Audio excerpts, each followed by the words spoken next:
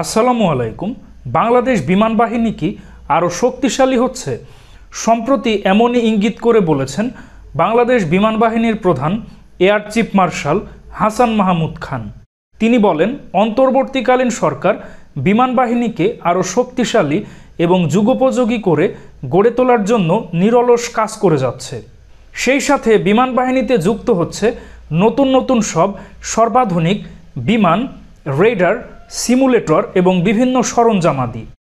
বিমান বাহিনী প্রধান আরও বলেন, বাংলাদেশ বিমান বাহিনী একাডেমির প্রশিক্ষণ বিশ্বমানের, যার কারণে বন্ধুপ্রতিম বিভিন্ন দেশের অফিসার ক্যাডেটরা এদেশের বিমান বাহিনী একাডেমিতে প্রশিক্ষণ গ্রহণ করছে।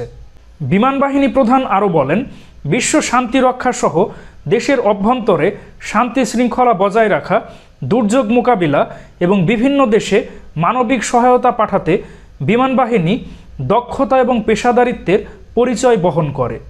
তো বিমান বাহিনী প্রধান air chief marshal Hasan Mahmud Khan সম্প্রতি বিমান বাহিনী একাডেমিতে আয়োজিত রাষ্ট্রপতি কুচকাওয়াজ অনুষ্ঠানে এ সকল বিষয় তুলে ধরেন এবং তিনি এটিও ইঙ্গিত করেন যে বাংলাদেশ বিমান বাহিনী আরও শক্তিশালী হচ্ছে।